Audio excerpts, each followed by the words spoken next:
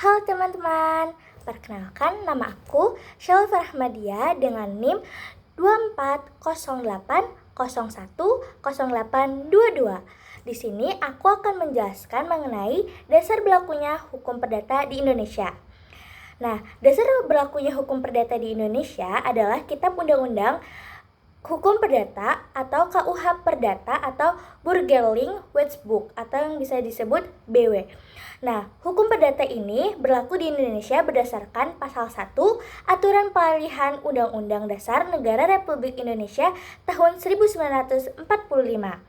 Nah, KUH Perdata merupakan peninggalan kolonial Belanda yang diresmikan melalui Stand Balance nomor 23 tahun 1847 dan mulai berlaku di Indonesia pada 1 Mei 1848. Nah, sistem hukum perdata di Indonesia itu dibentuk berdasarkan model Romawi Belanda. Nah, hukum perdata yaitu mengatur hubungan antara orang dan badan hukum seperti hukum orang, hukum keluarga, hukum benda, dan sebagainya. Nah, hukum perdata berlaku di Indonesia sepanjang tidak bertentangan dengan UUD 1945, Pancasila, dan peraturan perundang-undang nasional lainnya. Selanjutnya ada sejarah singkat KUH Perdata.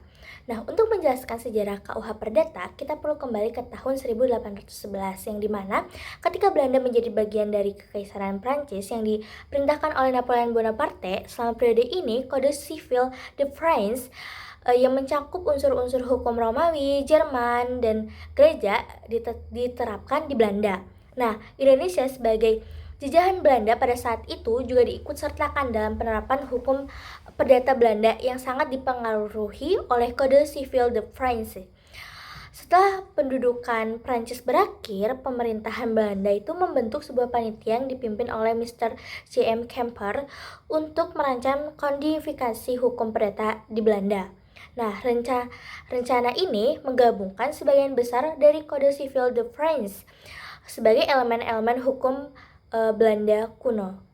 Selanjutnya, dasar keberlakuan KUH Perdata.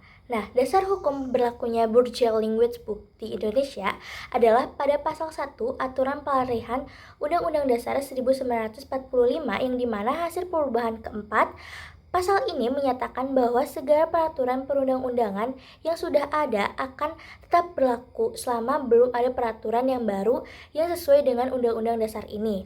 Dengan kata lain, segala jenis peraturan perundang-undangan termasuk yang berasal dari zaman kolonial seperti Burgerling Wetboek akan tetap berlaku selama belum ada peraturan yang baru yang menggantikannya, dan peraturan-peraturan tersebut akan disesuaikan dengan asas dan falsafah negara Pancasila dalam pelaksanaannya.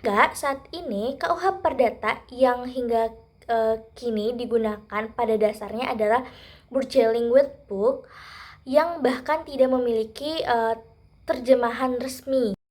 Namun, jika sudah ada peraturan perundang-undangan yang baru yang mengatur hal yang sama atau serupa, maka ketentuan-ketentuan yang ada dalam KUH Perdata dianggap tidak berlaku.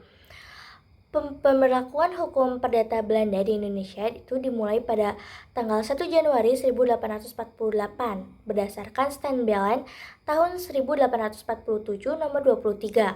Nah, penerapan hukum perdata Belanda di Indonesia itu sangat berkaitan dengan kebijakan hukum pemerintah Hindia Belanda yang membagi penduduknya menjadi 3 golongan.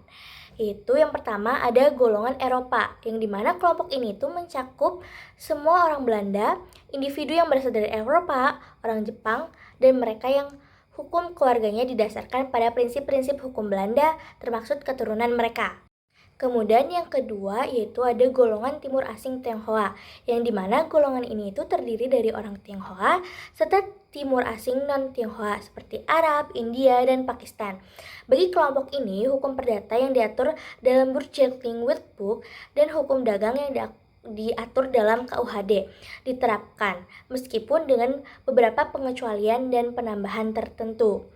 Nah, selanjutnya yang ketiga ada mereka yang telah melebur diri atau bumi putra. Nah, kelompok ini itu yang dianggap telah menyesuaikan diri dan meleburkan diri dengan masyarakat pribumi. mereka itu tunduk pada hukum perdata adat. Nah, hukum perdata adat adalah seperangkat peraturan hukum yang tidak tertulis tetapi diterapkan dan dipraktikkan sehari-hari dalam kehidupan bermasyarakat. Meskipun demikian, hukum perdata adat masih sangat beragam karena dipengaruhi oleh berbagai tradisi hukum adat di Indonesia.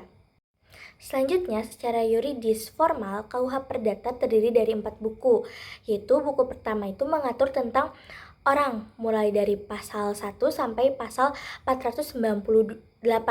Nah, buku yang kedua itu mengatur tentang benda, mulai dari pasal 499 sampai 1232.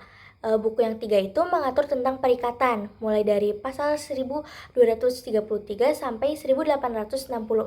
Dan buku terakhir yaitu mengatur tentang pembuktian dan kadaluarsa, yaitu mulai dari pasal 1865 sampai 1993. Namun, berdasarkan sistematika ilmu hukum, sistematika hukum perdata terbagi atas hukum perorangan, hukum keluarga, hukum kekayaan, dan juga hukum waris. Sekian pemaparan yang bisa saya sampaikan, kurangnya mohon maaf. Wabillahi taufiq wal hidayah. Wassalamualaikum warahmatullahi wabarakatuh. Bye bye semuanya. Terima kasih banyak.